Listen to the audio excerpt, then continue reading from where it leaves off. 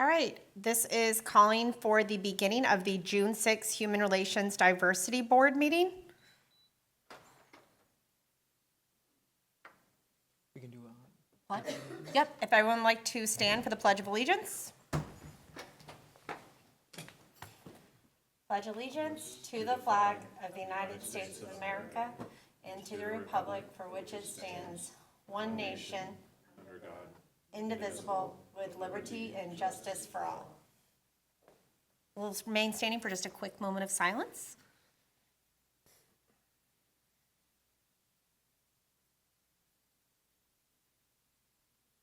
Thank you. You can be seated.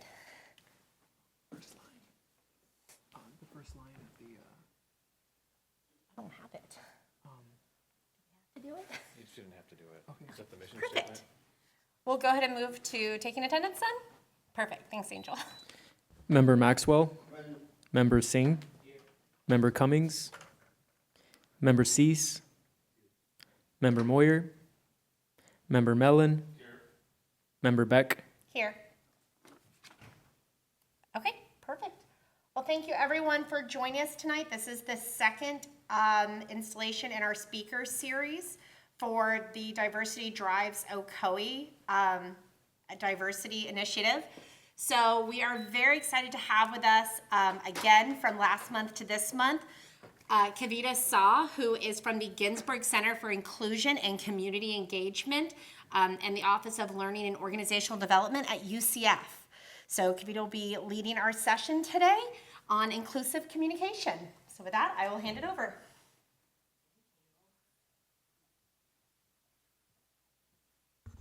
Hello, everyone. Do we not have our afternoon coffee? All right, I'm going to try this again. Hello, everyone. Hello. There we go. Thank you.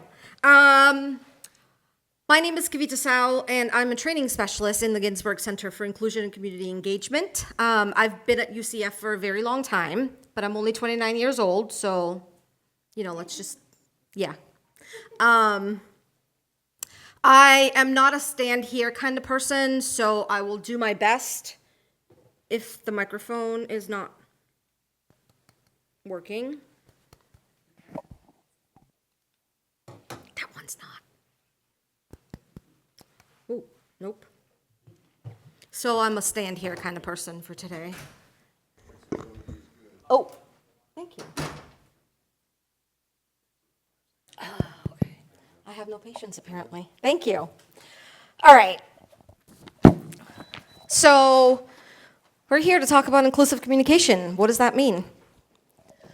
Typically, when I introduce myself giving my name, and depending on the setting that I'm in, I give my pronouns. So I go by she, her, hers pronouns. But sometimes I don't, just so that we can get a conversation out of it. Before we get started, please note that the concepts in this session are presented to deepen your understanding and or improve skills. No one should feel compelled to believe any idea simply because it was presented in this training. We encourage you to assess the value of the concepts and critically think how they apply or do not apply to your own life experiences. All of my trainings, we start with what we call the ground rules. Be respectful, ask honest and open questions, allow space, listen, don't debate, correct, or interpret. Keep an open mind. We are all here to learn. Suspend judgment. Judgment-free zone in here today. We're going to agree to disagree at some point, but please do not disconnect. Then, when you're telling your stories, please use I. And the most important one, which really is something you have to keep in mind because this is being recorded. When we're telling stories, just keep in mind that it is recorded. Typically, I say, remember what is said and shared in here in terms of stories belong to the people who shared it. However, just remember the stories that are shared will be all over. So keep that in mind. Any questions before we kind of jump into it? Are y'all going to be a tough crowd for me today? You can't be worse. I had the police department this morning, so y'all can't be worse, I promise. So today we're going to gain an understanding of what inclusive communication means. We're going to explore communication barriers that may hinder inclusive communication, and then learn some strategies that help foster inclusive communication. Why do you think inclusive language matters? Anybody? Don't everybody put their hands up at the same time. It matters because you don't want to hurt anyone's feelings. We want to come from a place of compassion and understanding. What's your name? I'm sorry? Jody. Thank you. I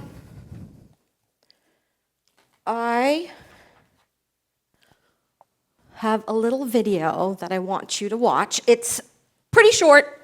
Uh-oh. I should be able to do this.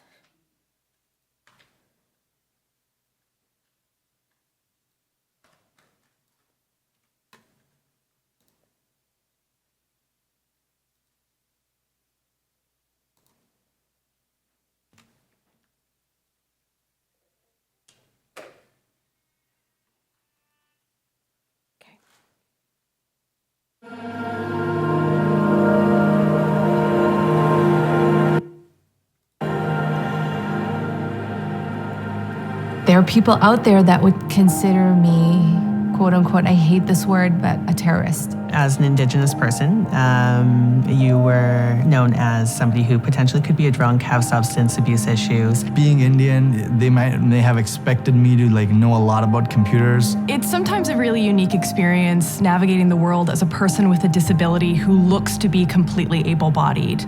He made a comment about, well, don't worry about this that's going on because you won't be here too much longer. You'll be off having your next baby soon. Most women are, told they need to behave a certain way. People really think that my generation is lazy. Just another blonde waitress. Hey, do you rap? The only black girl. I didn't belong.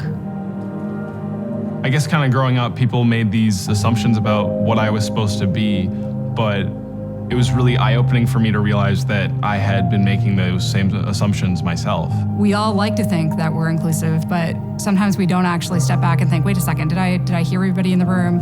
I mean, don't judge is the message, but it's also hard not to. I always thought that every gay man was flamboyant and rude. The older generation is set in their ways.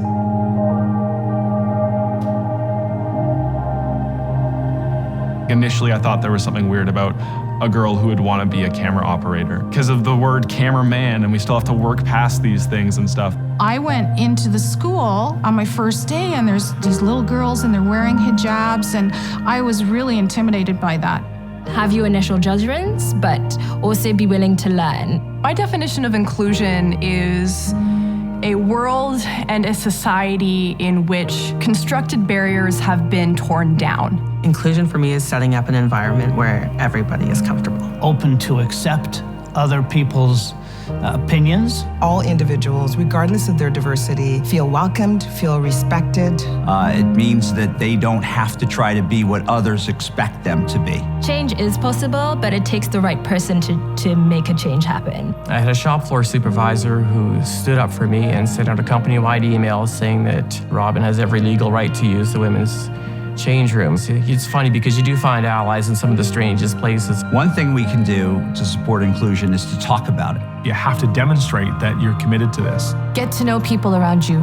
Do something different. Learn something different. Learn about a culture. Different races, different religions, different belief systems, and see what there's good in all those things. Be an active listener. That's one of the things I practice with other immigrants as well. Open up your mind and take your time and get to know someone. Instead of putting them in this box, just showing that interest, it's gonna surprise you. Ask me a stupid question.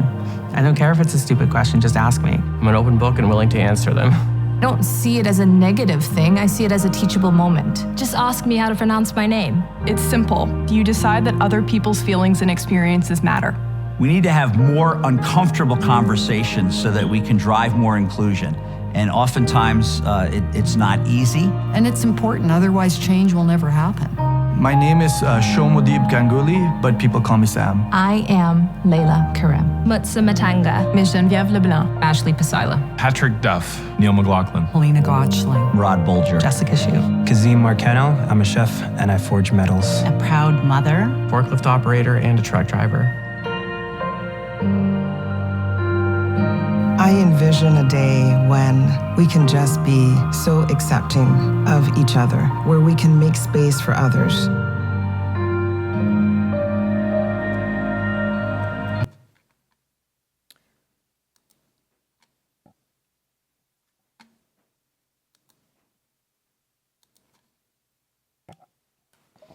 All right. Oh, now it decides to show up. Okay. So I like to play this video first because it kind of gives you something to think about. Which is why I like to do a mindful reflection right after I play the video. So this is for you. This is not for me, at least not all of it. I do want to talk through a couple of them. So how am I feeling in this moment? That's for you. What thoughts came to mind as you heard each individual tell their story? I will share when Shomodeep said his name was Sam. I felt that because my name is Kavita, and when I first moved to the United States, my name, Kavita Sharma at the time, is a hard name for people to say. So I just decided that I was going to say, call me Shelly. Don't ask me where it came from. I do not know. It just came up. So going to a restaurant, when they ask for your name, I say Shelly. It took me a lot of years to finally say, no, you know what? My name is Kavita. This is how you say it. Ask me a million times and I will keep saying it for you. Because it's the name that my parents gave me. It's a name that growing up I absolutely hated because there were 15 other Kavitas in my classes. But since I've moved here, I'm yet to meet one more. So it's a name that I like now. That's where I connected in this video. There were a few others, but that's the one that stood out the most for me. Do you ever form perceptions or assumptions of others based on what you can see? The lady talked about walking into the school and all of the girls wearing hijabs. Without knowing the students, she had already formed a perception, and she figured she was going to be uncomfortable.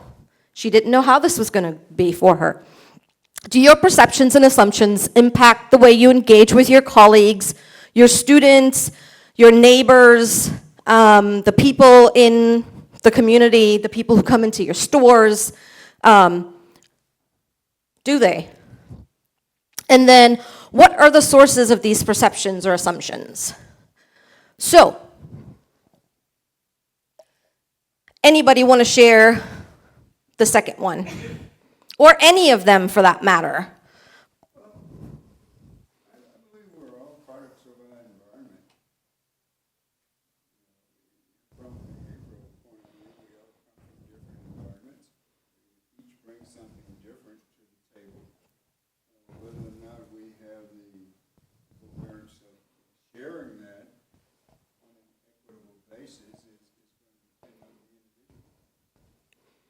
Yes. So I was going to repeat what you said. I will have you repeat it. We're each products of our environment, and we all come from different environments. Therefore, we bring different things with us from that environment, and it kind of brings itself to the point of team building. We go through that point of initial acceptance, and then, oh, well, maybe I was too presumptuous. when I just reached out and embraced the entire concept at one time. So I back off a little bit and do a little more evaluation. But the bottom line is we have to each work through ourselves first before we can embrace properly all those that we are tasked to live with, to work with, to get along with, is basically what I'm saying. Yeah, absolutely. We need to know ourselves first before we're able to know the people around us. How many people have the conversation about dinner every night? What's for dinner? How many people it's, I don't know, whatever. Whatever. Whatever. But then somebody goes, okay, pizza. No, not that. Okay. Italian food? Not pizza, like pasta? No, not that. How about some Indian food? Not that. But anything. So, going into asking what you want for dinner, you ask yourself that question 100 times. What do I want for dinner? Put it out on the table, not just say it as you go in. What do you want for dinner? And you say, you know what? Tonight for dinner, I'm thinking this, and this. And you'd be surprised at how many people will be like, okay, I'll take this and this. Either one's fine. Because you came up with the options. You knew what you wanted, and you put it out there. I would just say I think the thing that struck me the most from it was that not everything we make assumptions about somebody is visible. Their physical health, mental health, their intersectionality as an individual, very little of that is about what you physically can see about them. Yes. What we see of someone is, if you think about an iceberg, whatever is above the water is typically what we see. The stuff that's below, very few of us will see that of the people in our lives or the newer people that come into our lives. People will share with you what they're comfortable sharing. People will share with you if they know that you want to get to know them and not know about them. Does that make sense?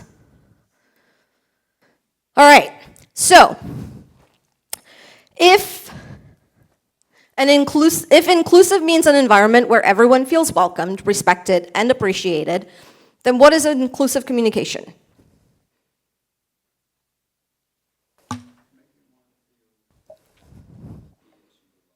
Making one feels like he or she belongs. How many people start a conversation with, or walk into a room and say, hey guys, how are you doing? Right? Some people, it's not a big deal, but for some, it is. So I often suggest, find another word to replace guys. I say y'all a lot. I credit that to, I have a master's degree from LSU, so my southern roots is what I call it. That's where I take my y'all from. I've been told that it's not professional, and guess what I say? Y'all go and deal with it. Because it's all inclusive of everyone. Yes, it may sound, I don't know about that, but I didn't walk into a room and say, hey guys, how are you doing? And I got the ladies looking at me like, excuse me? I work on a college campus. I did a training for a fraternity, and when I got to the door, I knocked. Person comes to the door. Hey dude, what's up? I'm good, how are you? Thank you. So I walk in, training starts, and I said, good evening, ladies. And they all looked at me like I had grown a second head, or I didn't belong there. And then we started talking about it. And then the guy who called me dude at the end came up and he goes, I'm sorry, I probably shouldn't have done that. I'm like, I get it, you do it with your buddies, but when somebody comes to your door, you don't go, hey dude, what's up? My child try it out with me and see what happens. So inclusive communication is the practice of using language, messaging, and methods of communication that are respectful, welcoming, and accessible to a wide audience. It aims to ensure that everyone, regardless of their background, identity, or abilities, can easily understand, engage with, and feel included in the communication process. It involves using inclusive language, being mindful of cultural sensitivities, providing accessible formats for people with disabilities, and considering the specific needs and preferences of the target audience. It plays a crucial role in promoting a sense of belonging and well-being in various settings, including workplaces, educational institutions, and public discourse. So, inclusive communication is not just verbal. How else do we communicate? Body language, facial expressions. What was that? Intonation, facial expressions. How many people got caught with that with their mask on? Right? Yeah. I get in trouble for my facial expressions all the time. I've been trying to school them. But for a lot of people, when we think of body language, what does this mean in the American culture? Defensive, protective, closed off. But in some cultures, it really means nothing. So when I do these trainings, I use my own experiences. So you will hear a lot about my family. If you see them, just pretend you don't know. But I have shared with countless people that my husband is an introvert. And he doesn't really like to go anywhere, especially not to any work gatherings with me. He figured out real quick that if he went and he sat at the table like this, or he stood in a corner like this, nobody approached him. He used it to his advantage, and guess what? I used it to mine. Because, okay, you'll go with me. You could sit in the corner and sulk all you want, but I'll get to go hang out with whoever I want to. And it works. What about eye contact? It's seen as a sign of respect for some, especially in the American culture. If I'm having a conversation with you, I should make eye contact with you. However, there are cultures where it is disrespectful.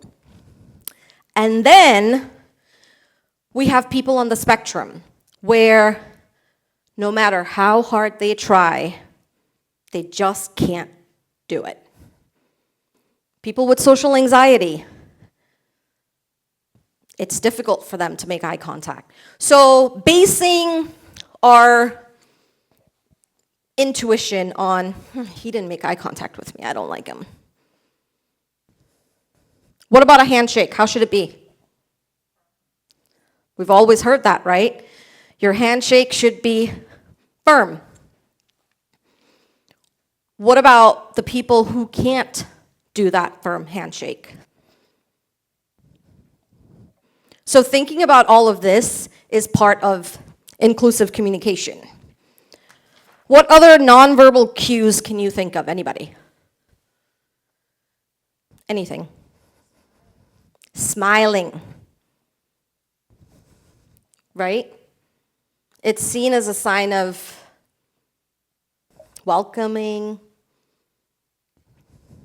We're told, you should smile more. You look more beautiful when you smile.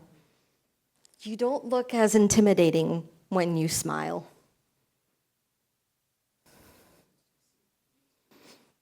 And I'm sorry? Sometimes it is deceptive, because how many people can smile like this? You smile at me like that. Just, yeah. All right, I got a little pop quiz for y'all because, I come from a university. It's what we do. And we spring it on people all the time. You will notice that it only has yes or no answers. And that's all. So, smiling is a nonverbal communication technique that fosters inclusive communication. Yes or no? True or false?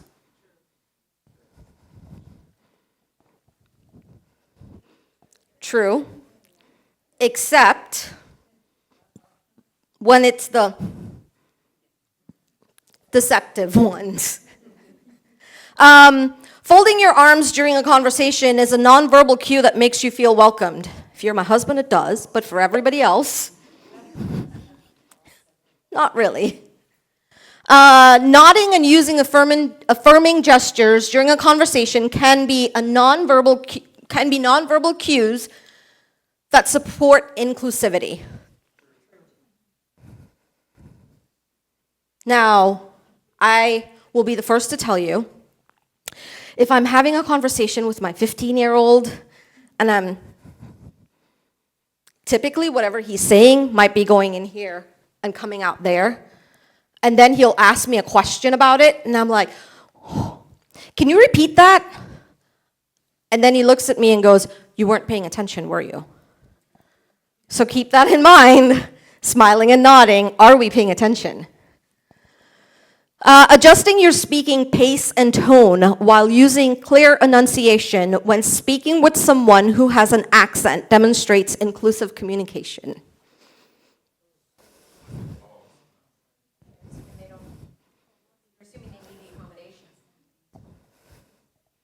Right. We're assuming they need the accommodation.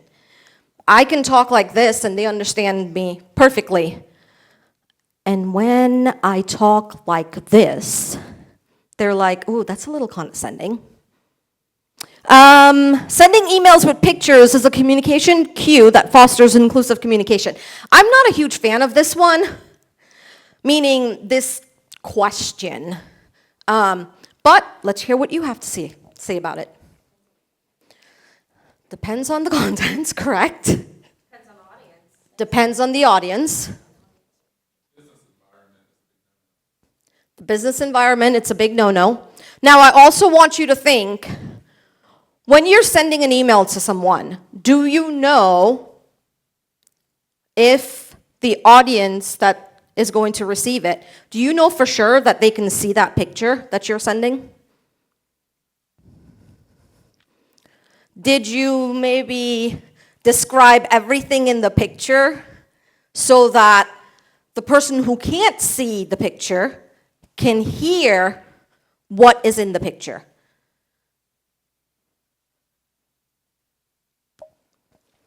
There's an interesting thing with the rise of AI there. Siri will now describe your pictures to you in your headphones. Really? Yeah. Siri literally told me one day a picture of a cat in a basket on a table. Okay. And I opened my phone and that's what my boyfriend had texted me. And I was like, oh, that's terrifying, but accurate.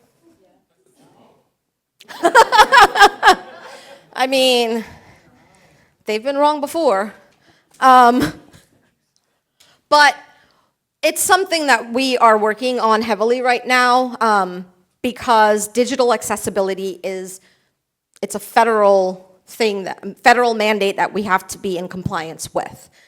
So practicing when we're sending those pictures to write out what it says in the picture is helpful.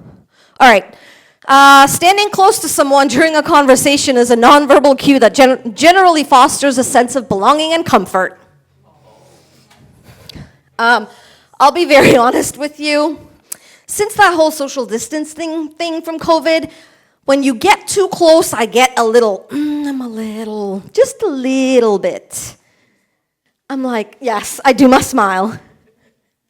I get a little bit uncomfortable, mostly because I'm like, oh, personal space here. My child is one of the people that does that. He comes and he puts because he's taller than me now. Everybody's taller than me, I've been told. He wraps his hand around my neck. Hi, Mommy. Dude, You can do that from over here. I'm okay with that. I hope he sees this. Making eye contact is a nonverbal cue that fosters an inclusive environment.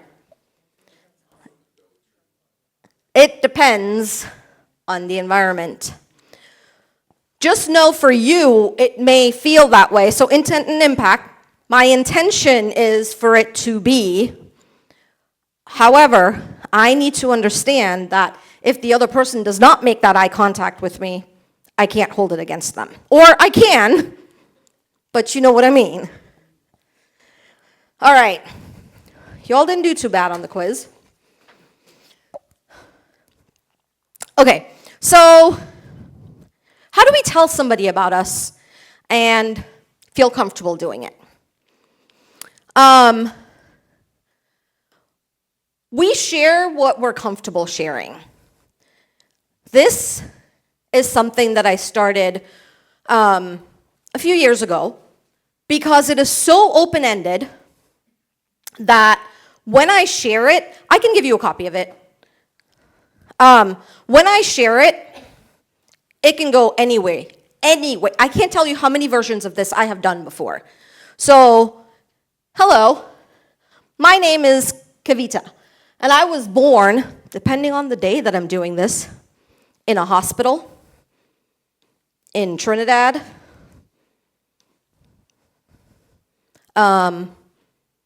faster than my mother was ready. Something you should know about me is I'm a proud immigrant. I came to this country and I love this country and I will do whatever it takes for my child to be comfortable in this country. That being said, my little Indian child, we live in Oviedo. If you don't know what Oviedo is, look it up. He attends a school where he sticks out like a sore thumb, but he's making himself fit in. I am passionate about the work that I do. Ask anybody. It is who I am. Sometimes I worry about everything, but I trust that things will be okay. I'm currently working on too much to name. I want to change so many things. Again, it depends on where I am, how I fill this out. So keeping in mind where you're having conversations, that is how somebody will share with you what they're willing to share with you. Your neighbor comes over for the very first time, new neighbors move in. Hello, we're the Smiths. It's nice to meet you. And they leave. And you're like, oh, Smiths are kind of rude. But the Smiths don't know you.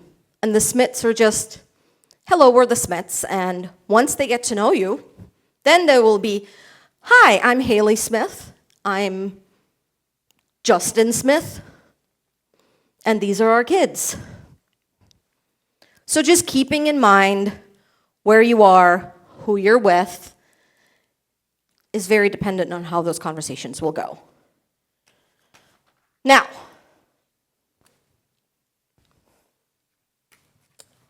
what are some communication barriers? Sorry, I need to put this down for a second.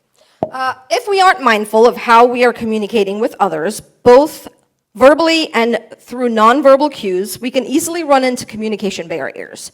So, one of them, language and terminology. What does that mean?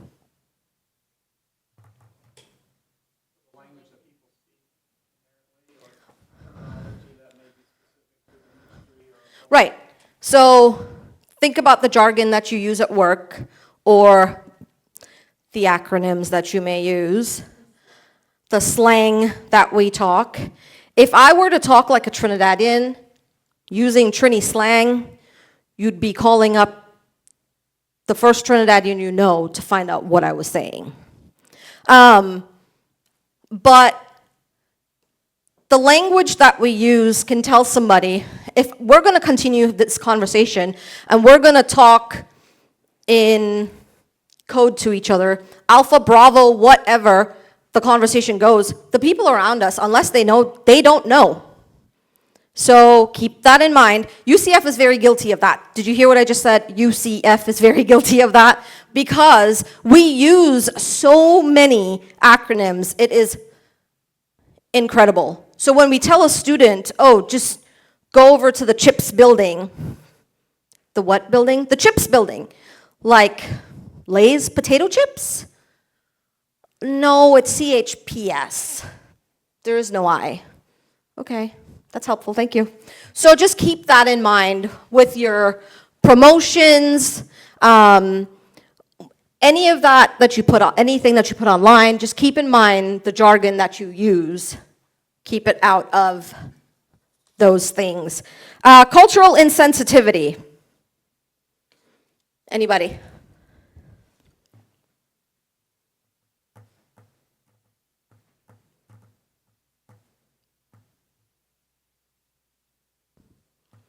What do you think would happen if we had this meeting on the Friday before Easter? How many people do you think would show up?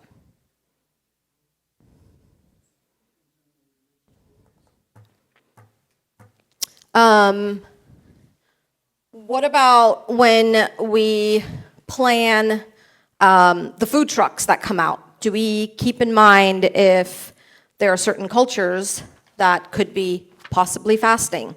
Do we make sure it's not during the month of Ramadan, or make sure it's not during a Jewish holiday where they fast? Those are cultural insensitivities. Also, keeping in mind that some people will only shake hands with somebody of the same sex. There are religions and cultures who will not hug you and will only shake hand. A woman will shake hands with a woman, and a man will shake hands with a man, and that is just their culture.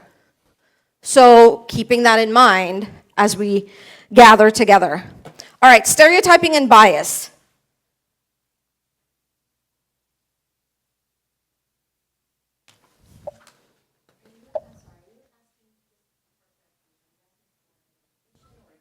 Examples, whatever you're comfortable sharing.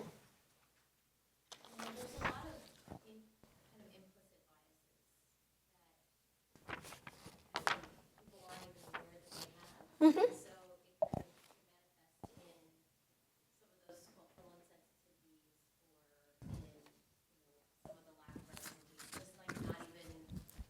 Being right. And now that you've said implicit bias, do we all know what that is?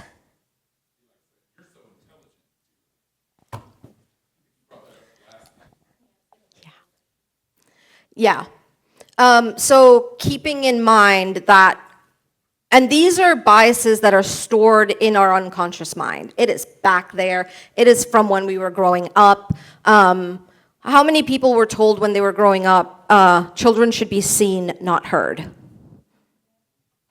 Or, you're a young lady, you need to have longer skirts than that. Or, you're the man of the house, you should be making more money than that. These are all biases that have been stored in our minds from early on. So keeping those things in mind. Lack of accessible communication tools. I want you to think of the student who can't afford a tablet to read things back to them because that's what they need. Think of the kid who is dyslexic and needs a program that reads to them in order for them to really grasp what is being said. Do those tools exist? Absolutely. But of course they exist at what? A cost. Right. Thinking of the people who don't have access to the internet. Lack of representation. What does that mean?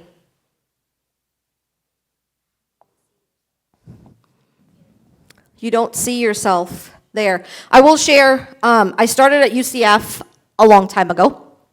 And the president at the time, when you looked at his cabinet level, there was one single woman on that cabinet.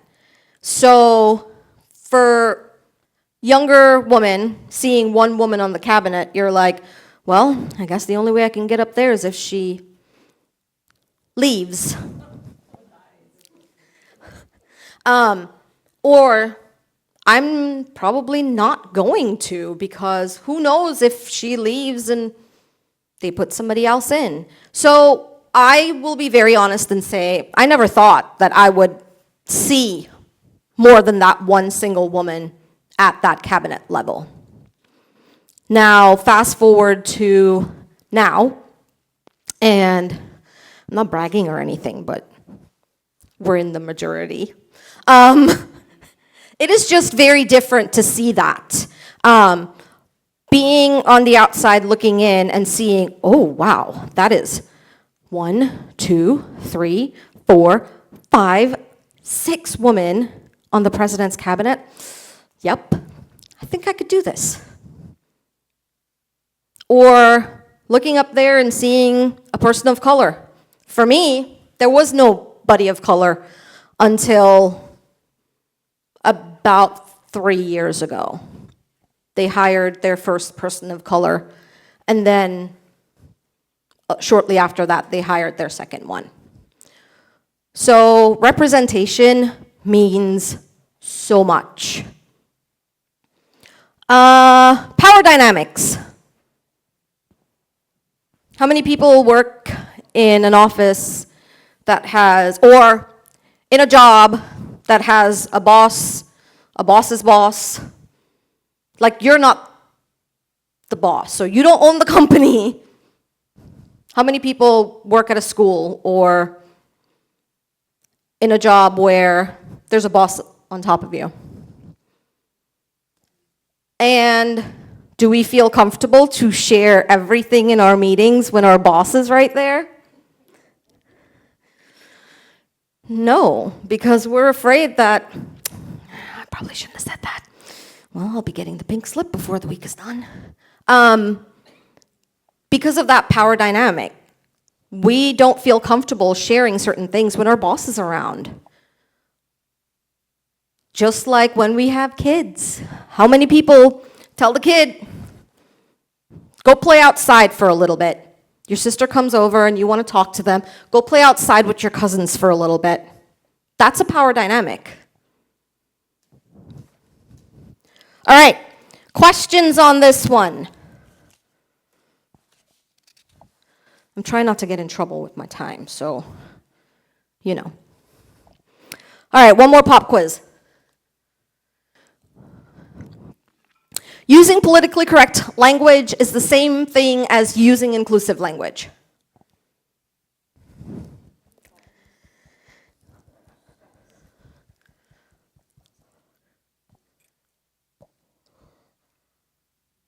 Is that the consensus? Do I have anybody that go, yeah, it is?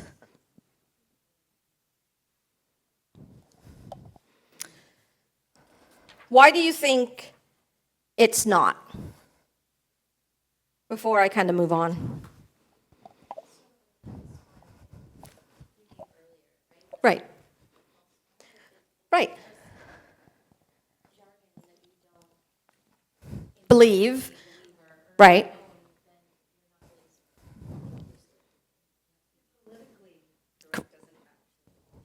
Inclusive.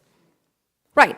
Politically correct language emerged as a response to historical language practices that marginalize groups based on a protected class. It aims to minimize offense. It is legalistic. It's used to avoid discrimination and prejudice. It focuses on avoiding certain vocabulary. And then it doesn't always align with your personal beliefs.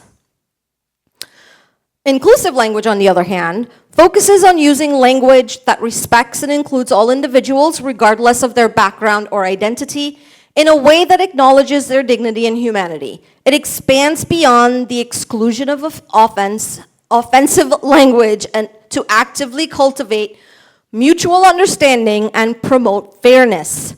It involves utilizing inclusive language and terminology that uplifts and reflects the groups and experiences in a positive manner. Questions on this one? Okay. I will share this next slide. I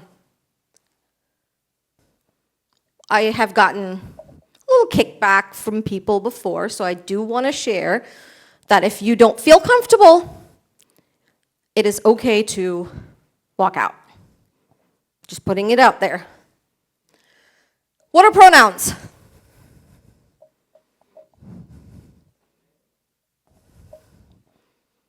Right. Now, people say, they, them, that's not singular. Why do I use that? Like, no. However, if you are writing up a report where you don't want to name the person, won't you say they in your report? Or someone left their cup in your office and you don't know who it is. They left their cup in my office. Or someone left their cup in my office.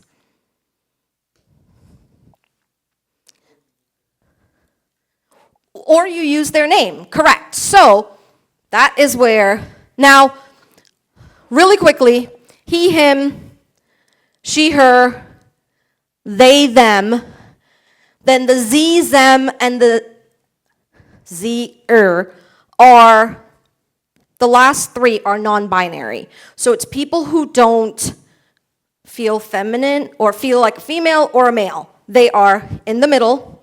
These are the pronouns that I go by. And if somebody says to me, I go by they, them pronouns, I do my best to use it. However, how can I be more comfortable using a pronoun if I don't feel comfortable using it? What do you do instead?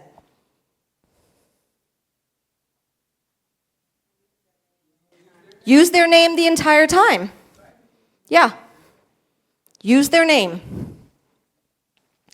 What if I make a mistake or offend someone? Apologize. If I walk by and I bump into you, didn't I just make a mistake? What do I turn around and do? I'm sorry, I apologize, I didn't mean to bump into you. Now, it doesn't work the same if I run into the back of your car. I'll say I'm sorry, but I don't think that's going to fly. All right, any questions on pronouns or anything prior before we kind of start to wrap up? Okay. The 4 fundamentals of effective and inclusive communication is active listening and ensuring that you're understanding. What is active listening? Isn't that what we do all the time? No. No. How many times do we listen to someone trying to figure out how we're going to respond to them? I'm listening, but I'm formulating my response to you in my head as I'm listening, right? I'm not actively listening to you. Right. We hear you, but we're not listening. Ensuring understanding. It's simple. If somebody says something that either doesn't make sense or you're like, wait, did I hear that correctly? Can you explain that? Or is this what you're saying and you say it back so they can say yes, no, maybe so? Adapting. What does that mean?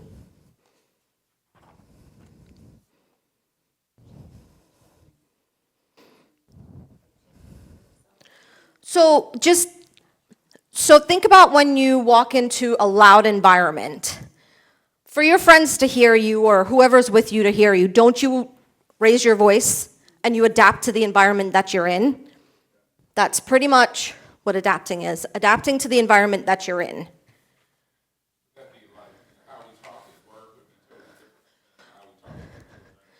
Right, right.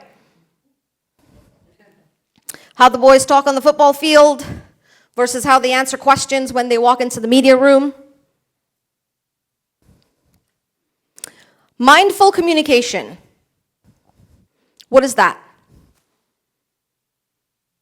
Y'all are probably like, wait, she keeps asking us. It's like we're doing her job for her. I told you, no Google. Yes, being aware, being thoughtful, not communicating just to communicate. So when you're having a conversation with somebody for the first time, being mindful of how you're presenting yourself, what you're saying, how you're coming across. Because I will share that my dad has a loud mouth. I mean, loud. Like, our neighbors can hear him clearly because he's just loud. And when we say to him, Daddy, bring it down a little bit. It's difficult for him, but we get him to do it briefly, but we get him to do it. Assertive communication. This is one of my favorite ones, I will say. What is assertive communication? And notice it says assertive, not aggressive. Thank you. What is assertive communication?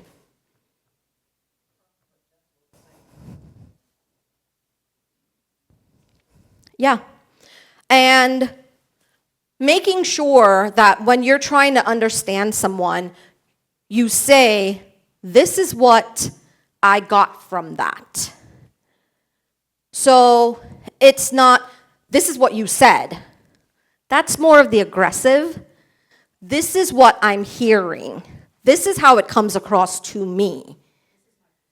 This is my perception of what you're saying, what you're posting, any of that.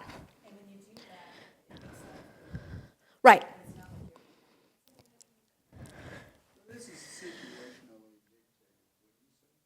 I'm sorry? Assertive communication, yeah.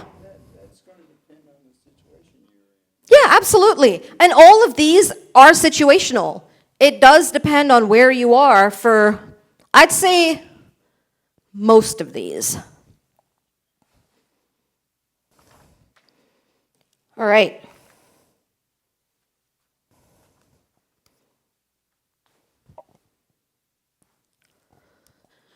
Create awareness. Y'all do a very good job of that in Ocoee. I will say there are a lot of cities around, and I'm not just saying that because y'all paid me to be here. No, I'm saying that honestly. There are a lot of cities around that can stand to learn a thing or two from the city of Ocoee. The city of Oviedo is one of them, but you didn't hear that from me. Know your audience. Who are you talking to? I won't walk into the Oviedo City Council meeting and say, y'all can stand to learn a thing or two from Ocoee. I'll probably say it in a better way. But just knowing who your audience is. Who are you talking to? Remind me of your name. Yeah. What's your name?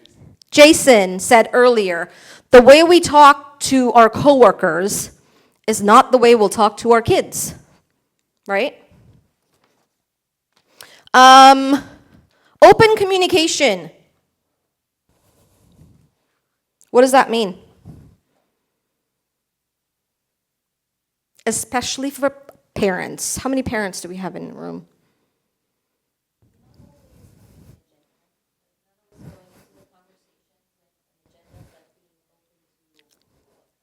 Listening, being open to actually paying attention to what we're being told.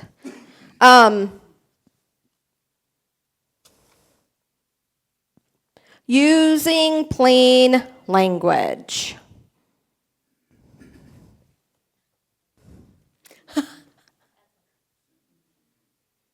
Say what you mean. No need to cushion it or say what you mean. Because there is less room for interpretation if you say what you mean. Non-gender terms. I say y'all. That's my thing. In schools, I know a lot of teachers say students, friends, but I say y'all, or I have said everyone before. And then documentation availability. When we put something out, we just need to make sure that it's readable, because there are people looking at your social media, looking at the website, and they can't access this stuff because it's not readable to them. Does that cost a little bit more? Yeah. But starting small, the description in the pictures is a small place to start. All right. Ooh, look at that. I have 3 minutes. Final thoughts. How do cultural differences show up in the city of Ocoee? Anybody? Jason? Facebook. Jason, you're the only person whose name I know in the room now, so you know.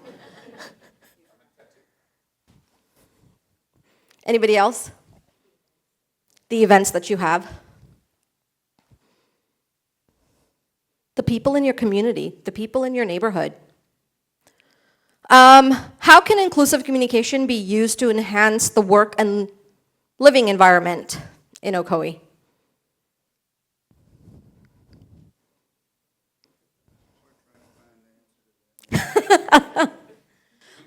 This is a work in progress. We got that. How can we encourage others to honor the uniqueness of each individual?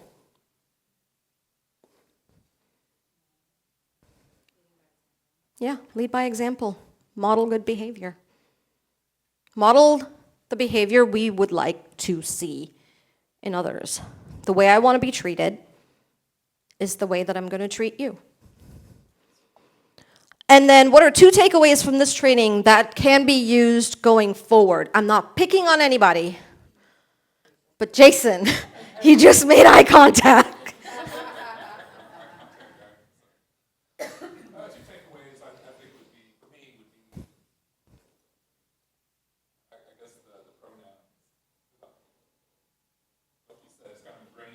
Yeah. That's fair.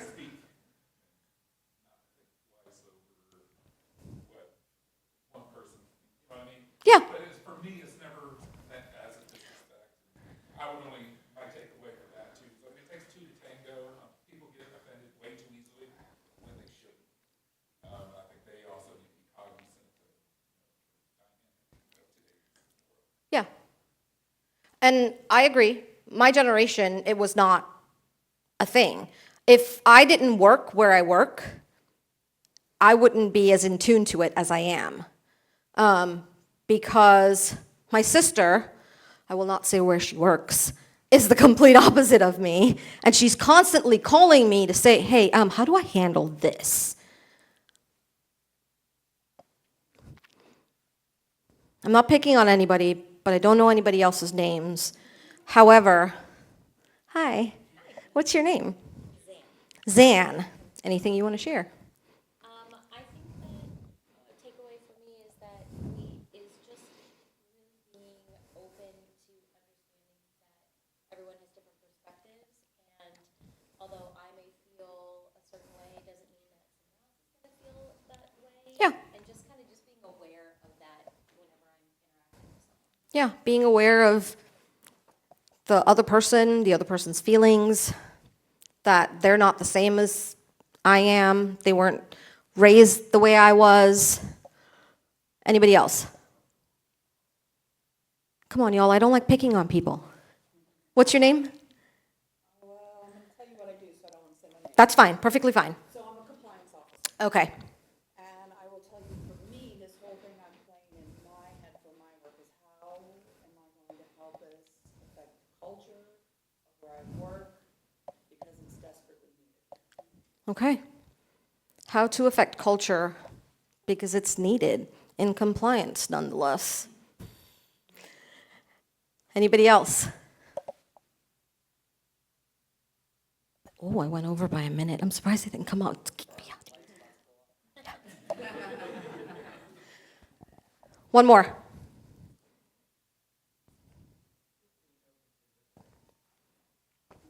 Being open to listening. Being respectful. Not having an agenda.